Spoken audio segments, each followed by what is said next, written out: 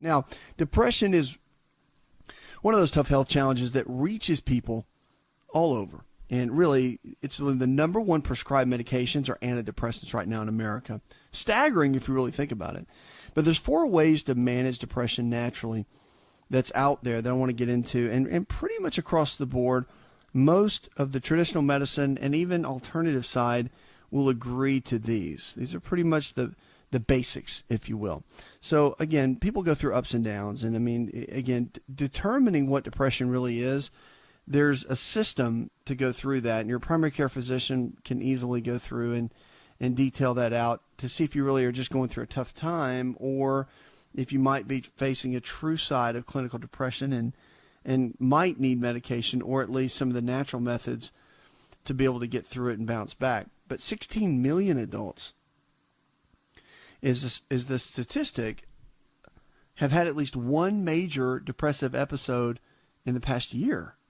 So that's quite a bit. The individuals suffering will see some of these or even all of these. And one is sadness, loneliness, emptiness, irritability or frustration, loss of interest or pleasure in normal activities is a big one.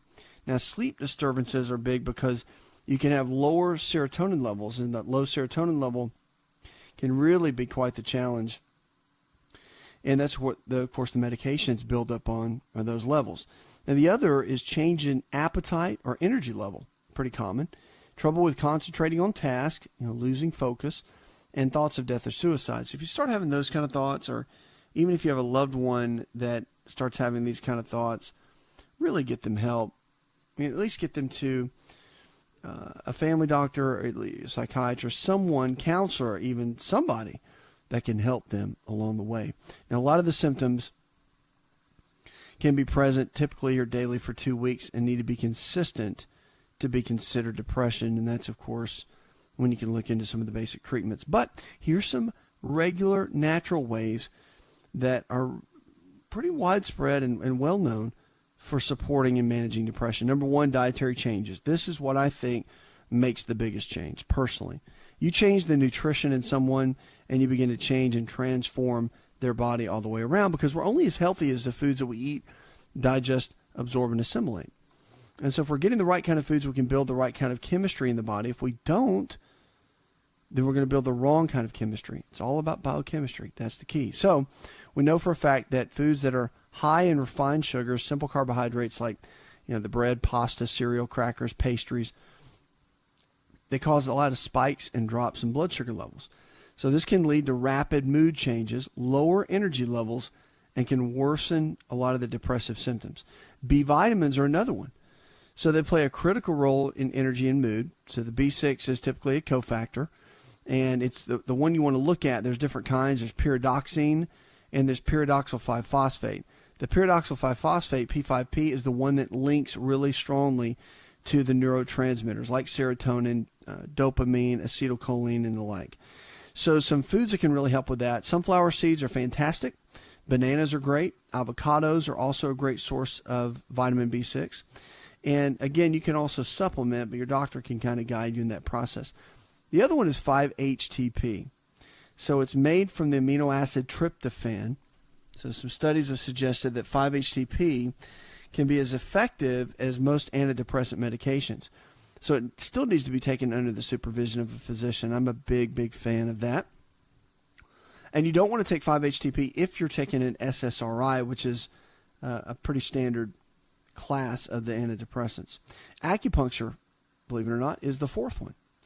And one study has compared acupuncture with antidepressant medication and found both to be equally effective. Those treated with acupuncture had to be treated for 6 weeks, and they reported improvement in symptoms. When considering acupuncture, remember to go to an experienced and licensed practitioner who has treated patients with depression before, and it may require multiple treatments. But again, if you don't have to do medication, medication's every day, right? So if you have to do acupuncture once a week or twice a week versus taking a medication that's going to alter your brain chemistry, kind of numb you out, and some people even report when they take the medications of, they just don't feel like themselves, kind of feel numb, just kind of neutral with life, no ups and downs, but just kind of flat and neutral. So again, you got to figure out where you are in the scheme of that, and decide kind of the way that's going to go well for you. I can tell you that all four of these I've seen people get tremendous success with.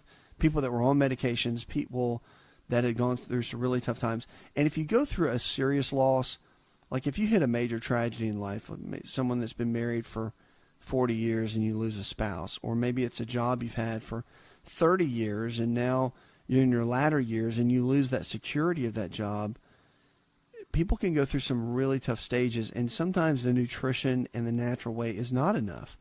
And that's where those medications come in, and they make a big difference. They can really help support your body and get your brain to balance out so that you don't have, the extreme thoughts of maybe death or suicide, or you can kind of live and function through it and press through.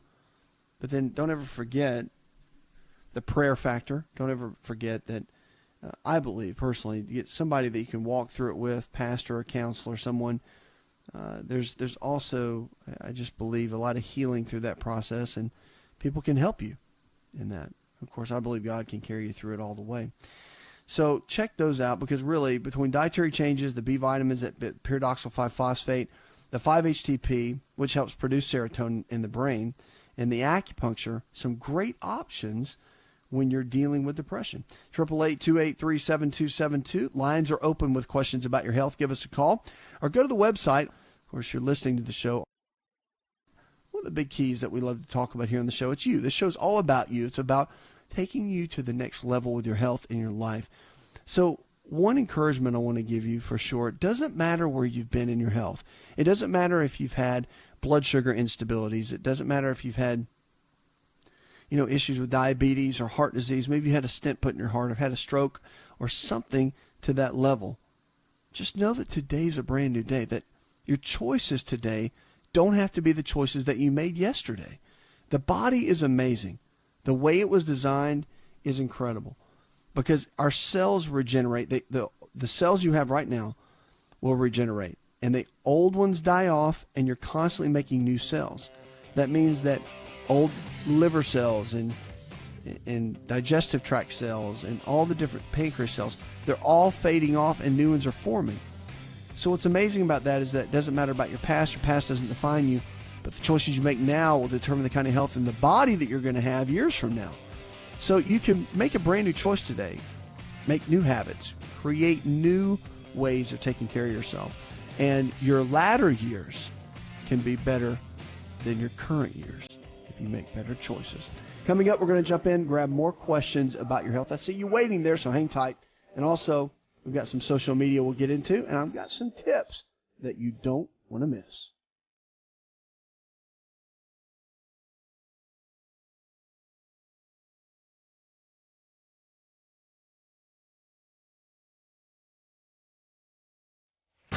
If you're looking for increased strength, increased endurance, and better recovery, then look no further than an all-natural nutritional supplement called creatine hydrochloride. Concrete is the brand, and it's the most absorbable form of creatine hydrochloride found today. Now, creatine is not just for athletes. You probably heard that before, but creatine hydrochloride is for the everyday person looking to improve their health. Listen, I started taking creatine in college when I was a strength and conditioning coach at Florida State University, and I've taken it ever since my college years, and it's made a massive difference in my life. Everything in my body, I believe, is functioning better because of creatine. Creatine hydrochloride I've moved over to using Concrete, and it is the best form of creatine on the market. Concrete creatine hydrochloride is available at most Walmart stores and on Walmart.com or any store that carries nutritional supplements. Just make sure to look for Concrete brand creatine hydrochloride and watch your endurance, your strength, and your recovery and your immune system get boosted today.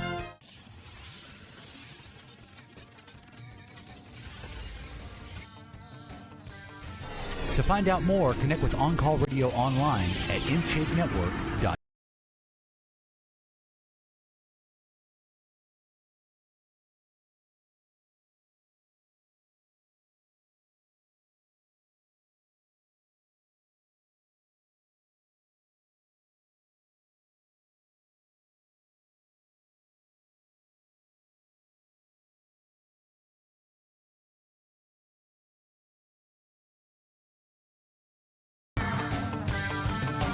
Henry in Ontario, Canada says, my 3-year-old daughter is very hyper. When do I know if this is hyperactivity disorder or ADHD? Well, again, you just want to, you kind of monitor their behavior patterns and look at their distractibility. How often does it happen? I mean, kids are like that in general. The funny thing is, when we were younger, the diagnosis really was not prevalent at all. I mean, it came a little bit later. So, I mean, do kids really have ADHD? It just depends. You got to go take them to the pediatrician and let them do some of the various testing that's done in office to kind of evaluate that. But, you know, again, you have to look at patterns over time, and that's what the physician will find out. But it's a challenge because I think there's a fine line of putting them on the medication versus not. And, you know, modifying the diet makes a big difference. Taking a child off gluten, for example, which is tough, and sugar and the processed carbohydrates and all, that can play a big role. And you can notice a big difference when that happens within their behavior even, and increasing the omega-3 fatty acids. Again, pediatricians need to walk you through that. But find someone that will work with you at that level, because diet for any type of hyperactivity disorder, major deal. I mean, you can see a big difference in most kids that struggle with that. And look at the diets at children that deal with ADHD at any level. They're going to be loaded with processed foods. You see it every single time. I mean, clinically, when you do a history and all that with the parents, you're going to find that. And that's why a lot of these nutritional deficiencies that can build up in the kids, that's what you have to look for. And again, you can get someone to walk you through that process. But definitely look at the omega-3s. That is one of the big keys for ADHD. 888-283-7272. Lines are open with questions about your health. Give us a call or go to the website. Go to Ruby now. Hi, Ruby. I just want to know what is good for the joints, because the joints have been swelling up, and I notice that when I get cold, they hurt. I just wanted to know what would be some good natural things that I could take to help the joints, and also what natural things I could take for anemia. Well, there's several things you can do. I mean, for joint pain, remember it's inflammation. So inflammation with any kind of arthritis, for example, itis means inflammation. That typically comes from the digestive tract. So you've got to look at the habits that you have, eating habits over a period of time. You know, if you're doing a lot of processed foods, a lot of excess carbohydrates, you'll find that you can, if it's the wrong kind of carbs, and what I mean by that are a lot of the processed sugar, processed flour, when you do those kind of carbohydrates over and over and over again, sugar content's high, it's been shown that it raises the inflammatory process in the gut. When you do that, it raises the inflammatory process throughout the body. So getting the body back in line and really getting it back in a good position is what you want to do. And so again, eating the right kind of foods for a period of time, at least a month, can make a difference. You jump in and do equal amounts of lean protein sources like chicken, fish, beef, or eggs, low glycemic carbohydrates in the form of fruits and vegetables, and then good healthy fats, almonds, walnuts, cashews, avocados. Putting the right kind of foods together gives you the nutrition that your body needs and can get you functioning at a much better level. So that's where I would start, really, when it comes down to it, because, you know, at the end of the day, when you're dealing with arthritis, especially osteoarthritis, not getting into the rheumatoid arthritis, the dietary changes make the biggest difference. Now, there's a product out that is homeopathic based and based on amino acids, which are proteins, completely natural, non-addictive, and I've seen people in the worst pain ever do extremely well with this product. Not only that, but people that take it, you know, again, see not just results because of the supplement, it actually helps to break down proteins. It actually works on restoring the digestive system, and it helps reduce the inflammatory process. It's called Amino Active, and you can go to their website, aminoactive.com. It is incredible. One of the best products I've seen. It's university tested. They're doing all kinds of double-blind studies on it now. It'll end up being like the natural go-to for any kind of pain or inflammation in the marketplace. I really believe that's where it's headed. It's that good. So I would check that out, aminoactive.com. But yeah, I mean, those are some basic tips. And the anemia, if they've definitely diagnosed you with it, you got to figure out, first and foremost, what kind it is. So is it B12 related? Is it iron related? You've got to be able to determine that. And they can do some additional testing to figure that little equation out. Now, the one key about it that you want to look into that's really important is also, if it is iron related, you want to look at ferritin. Now, ferritin is kind of the storage tank for iron.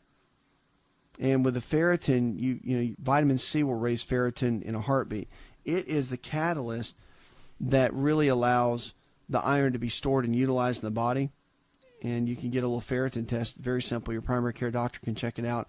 So when they check the iron levels and they look for B12 and folic acid, have them look at that and see if it's even a factor in the equation.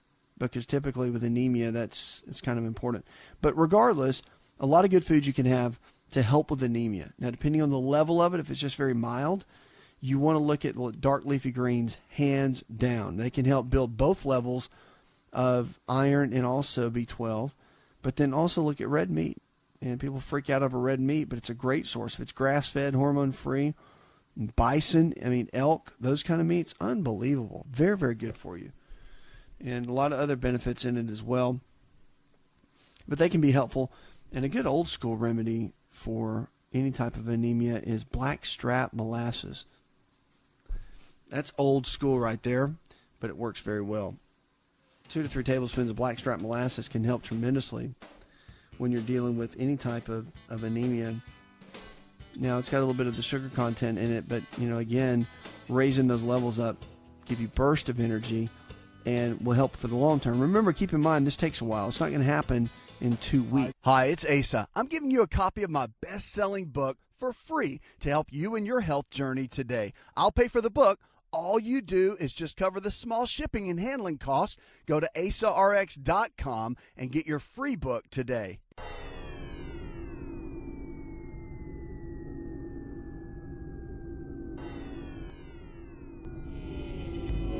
To find out more, visit the show online, InShapeNetwork.com.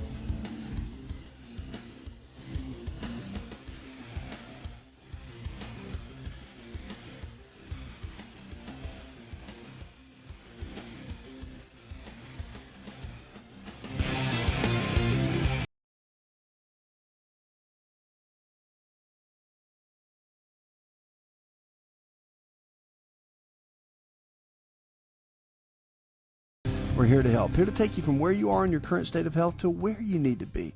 It's all about thriving. It's all about lifestyle, and it's about the choices that we make every day, because that can transform your health more than anything else. Hearing loss is a big topic too. Rheumatoid arthritis really does affect more than your joints. Now they're saying, according to the Arthritis Foundation, they're saying now that with a lot of reports over the years that rheumatoid arthritis can actually create hearing loss. So Mayo Clinic did a study, it was published recently, and they found that hearing loss increased with people with rheumatoid arthritis. Most rheumatologists were not aware of the increased risk of hearing loss in RA. So this is a new finding, and at Ohio State University, Wexner Medical Center near Columbus, they said it's not something that we would routinely screen for, but now it's become part of our normal routine. So if you deal with any type of hearing loss and have joint pain along with it and have never been diagnosed with anything, go to your doctor just to double check and make sure that the two aren't kind of stemming hand in hand, and maybe there's some underlying issues that have not been addressed. So a lot of the RA medications, the biologics, they said really don't have the links in them, but they're saying there's a lot to do with the connections. And here's some of the reasons, or some of the connections, they say, rather, basically with the two. So, however, they say that 1% of all cases deal with hearing loss. Most rheumatologists are familiar with some of this, but not to the extent we're seeing now. So, again, number one, you want to let your doctor know if any over-the-counter drugs you take, because they said some of the reactions with some medications that they found in this study could have been some of the reasons why. So you want to look at drug interactions, number one. You want to also, this has nothing to do with RA, I think. But avoid long exposure to loud noise. Be careful with the earbuds and also the iPods and the personal devices and listening to a lot of really, really loud music. Be cautious. Ear protection if you're working out loud around a lot of equipment, lawnmowers, that sort of thing. And keep the volume down always, as much as possible. If you're listening to the headset with your phone, talking to someone, or even just the basic music, be cautious with that. Hearing loss happens very slowly, so you don't really notice it. It kind of creeps up over time until it gets to the point where you're a little bit challenged with it, and that's when really you got to be very, very cautious at that point. 888-283-7272. Lines are open with questions about your health. Give us a call. Go to the website. Now, we're going to talk about our food of the hour in just a moment. Now, food either brings health to the body, or what does it do? It takes health out of the body. And so we've got to understand that certain foods really can transform our health if we know how to use them and use them in the right way and on a regular basis. Now, you don't have to be perfect. I have this conversation all the time. You don't have to be perfect with it. I mean, really, 90-10, 80-20, those kinds of rules really do apply with our eating habits and our overall lifestyle habits. So, I mean, if you eat well most of the time, have maybe 2 to 3 meals that are off the wagon a week, not a big deal. And if you really do that for a while, you'll think, man, I don't really need more than about 3 junk meals a week, and I'm good. And you can eat salmon and eggs and protein powders and vegetables and all that sort of thing that you may feel like you feel deprived if you had to do that all the time, but people end up doing really well with it. So powerful at what we put inside of our body, how it becomes our body, and how well we can do. Now let's go to the phones and talk with Fran. Hi, Fran. I would like to know if there's something that can be done for a tumor on the pineal gland, pineal, in the brain. I'm wondering if there's that controls sleep and that sort of thing. So I'm wondering if there's anything that can be done for a tumor on the pineal gland as far as diet and that sort of thing. Well, the pineal gland is, again, it's extremely important to the body. And, to this point, most doctors will just watch and wait, as they call it. So they'll monitor it. Sometimes a tumor on the pineal gland is benign and it doesn't really mean anything, and sometimes they can mean something. So I think first they got to determine, what the actual tumor is. Is it growing? Is it not? Is it malignant or not malignant? Is it cancerous or is it benign? I mean, you've got to look at those different factors, and they've got different ways of analyzing that. If it's not, then, again, if it's a benign tumor, there's different theories in the alternative world, such as that a lot of the body's inability to break down proteins can cause, and high cortisol levels can cause benign tumors to grow in different areas. It's a theory. It's not proven by any means. So typically that can be a thought of cause. The other to look at, when they a lot of physicians will just say that they don't know, and that's true. So a lot of times we don't know what caused something like that. But the good news is if it's benign and it's not creating any changes within the body, if it's affecting your sleep a little bit, there's ways to work around that to help support the circadian rhythm and to build those levels up. But if it's not affecting it at any level, then I would tend to agree with what the physicians are saying and just watching and waiting.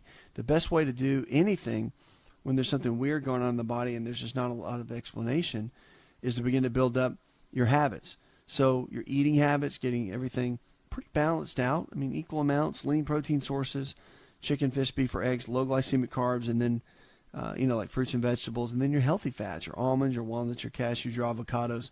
All of those together make the biggest difference. Look at your exercise habits as well, making sure you're doing, I would say at least 10 to 15 minutes a day, 5 to 6 days a week. Just get out and walk.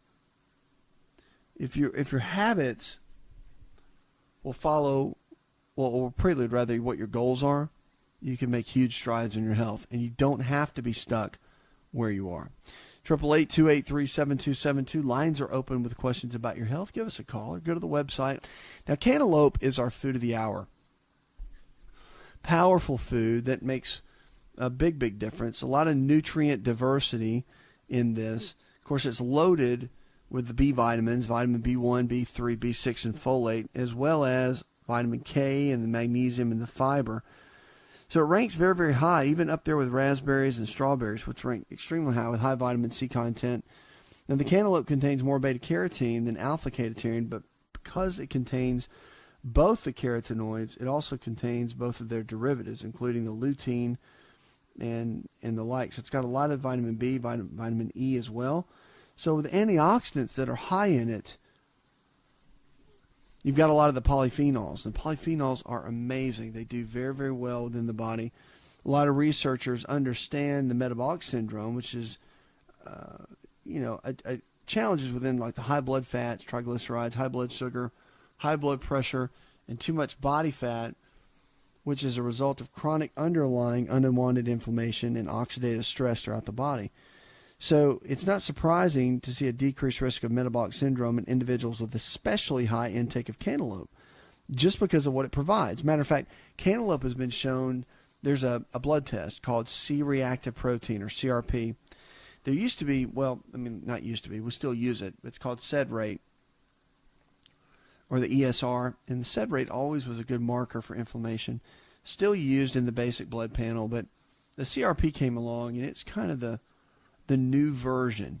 A little bit more detailed, gives us some more markers regarding the heart.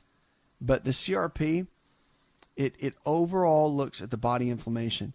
So when you look at it, one study documented that the benefits of cantaloupe prevention, they say with eating about 5 fruits a day, which equates to about 12 ounces, they assumed that the study participants that looked at it, that their approach might help all of us, really, when it comes down to inflammation and chronic oxidative stress. But they found that when they ate the cantaloupe, that the CRP markers came down considerably. Now, they didn't list the numbers, so I don't know what the exact numbers are, but considerably is pretty powerful. I mean, the fact that it even got it to move is a big deal. A lot of other health benefits, too. Of course, the studies have been done mostly on animals and not humans, so it's a little skewed that way, but researchers have theorized that the cantaloupe phytonutrients can improve insulin and blood sugar levels because it did so in the animals, and also can improve kidney function. How about that?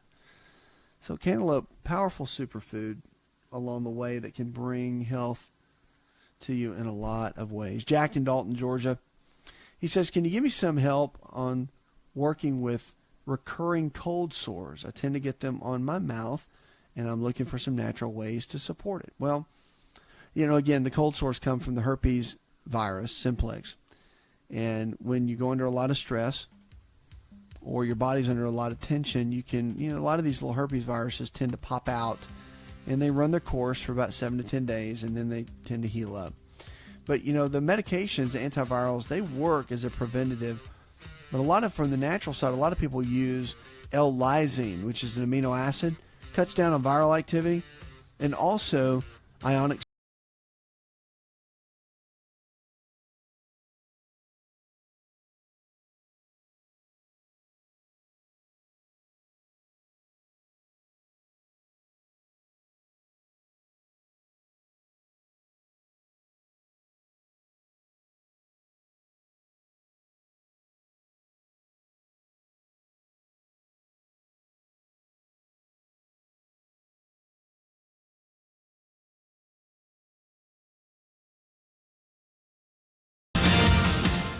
Want to turn back the clock 15 years and have more energy?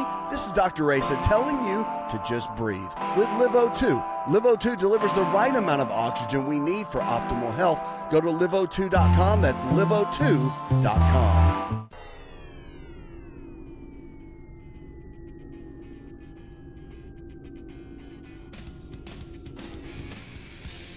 Connect with On Call Radio and watch On Call TV at InShapeNetwork.com.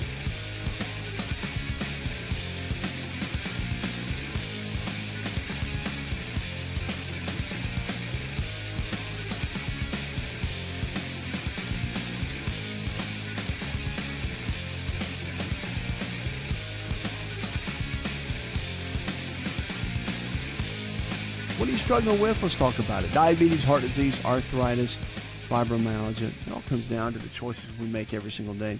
Powerful. I've seen so many people come out of the health challenges that they're in, regardless of what they're struggling with in so many different situations. It's really amazing to see.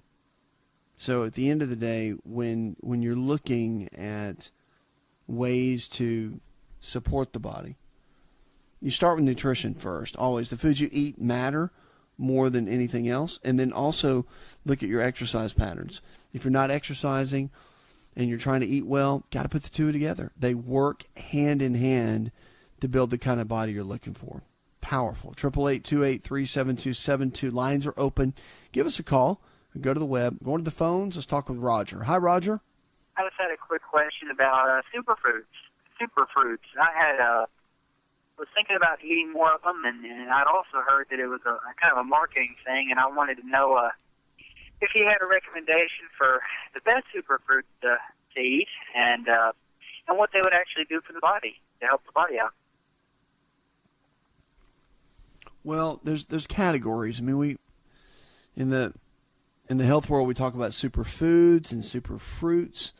I mean, everything's kind of got a little tagline to it, but there really are some of those super higher end category foods that work well. And on the fruit side, the berries really top the list.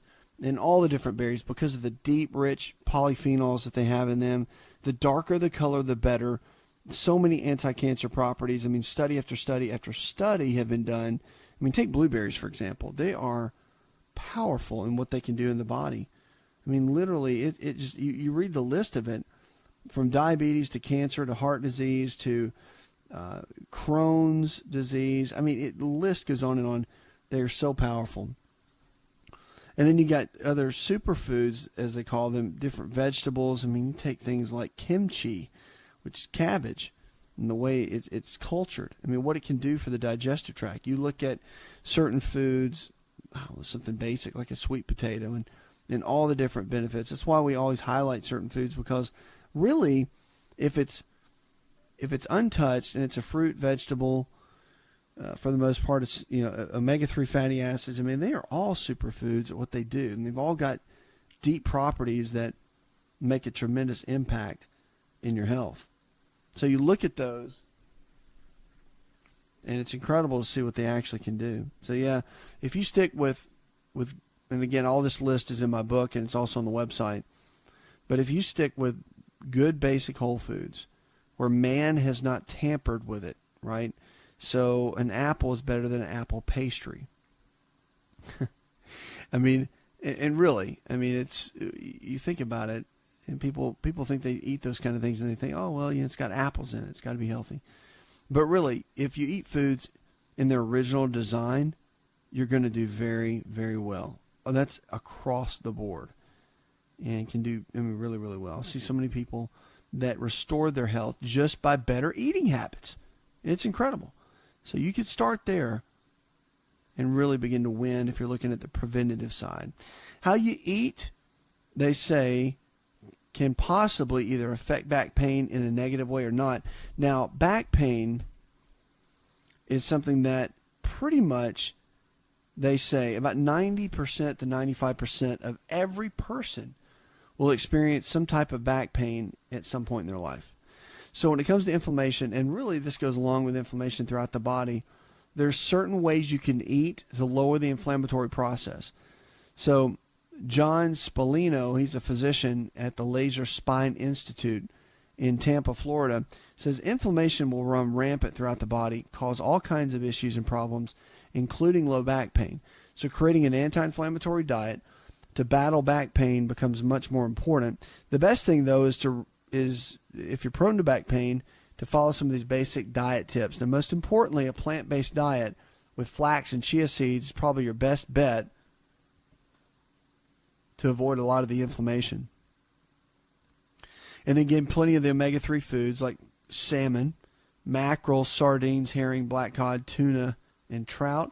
Those are some of your best fish choices. The naturally pigmented produce, which is the key part of the anti-inflammatory diet. This is all in my book. And there was a Neil Levine, who's a clinical nutritionist, said recently at the American Nutrition Association, if you're looking for foods that reduce back pain and are high in nutrition, carrots, beets, sweet potatoes, cherries, berries, grapes, and red wine, also pomegranates and watermelon are very beneficial. Now, a lot of the herbs and spices can help too. They're known to do that. Basil, cinnamon, ginger, rosemary, garlic, curcumin, onions, oregano, and even turmeric can help in this process. And the teas are always beneficial. These have been around and known for quite some time. The oolong tea, the white tea, and the green tea are fantastic and extremely beneficial. Dr. Spallino also added that olive oil and brightly colored fruits and vegetables have been helped to lower the inflammation as well. Strong back pain fighting properties with kale, spinach, and broccoli.